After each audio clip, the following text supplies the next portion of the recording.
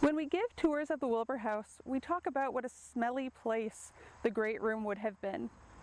Cooking, cleaning, laundering, making candles, and a whole host of other smelly tasks happened in that room. Additionally, there were over a dozen Wilburs in just the first generation to live in the house. So you had all of those people also bringing along their personal scents, and bathing practices were not what they are today. So early American women were tasked with creating concoctions that would scent people's bodies and their clothes. They also grew strewing herbs, which, when sprinkled around a room and then stepped upon, would release a pleasant scent. They considered all of those things scents for a person, a thing, the room, pomades for your hair, all of that fell under perfumery. What we consider perfumes today, they would have called sweet waters. I'm going to share one of their recipes for lavender water. And this is from a 1784 book. Fill a glass or earthen body 2/3 full of lavender flowers. Then fill up the vessel with brandy or molasses spirits. Let the flowers stand in an infusion 8 days, or less if straitened for time. Then distill off the spirit in a water bath with a brisk fire.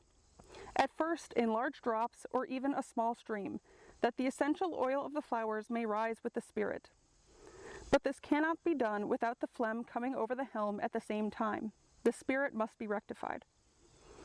The first distillation being finished, unlute the still, throw away what remains in the body, and fill it with fresh flowers of lavender in the proportion of 2 pounds of lavender flowers to 1 pint of spirit. Pour the spirit, already distilled according to the foregoing directions, on the lavender flowers, and distill a second time in a vapor bath.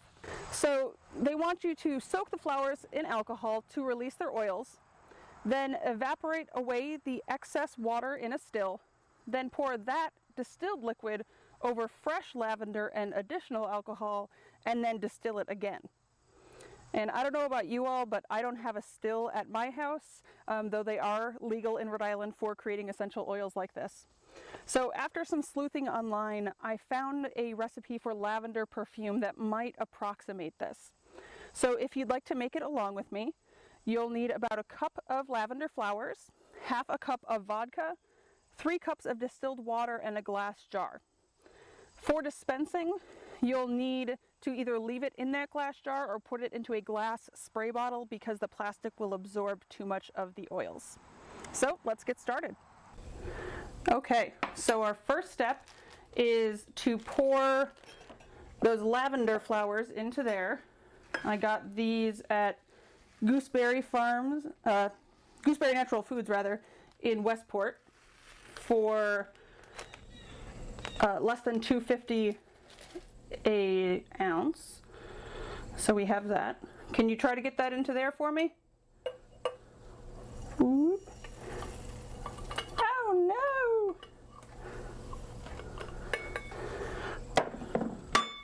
We'll add some of these back in because some fell out over the side. Okay. And now we're going to use vodka because it can evaporate and doesn't smell too alcohol-ish, but it helps release the essential oils from the lavender.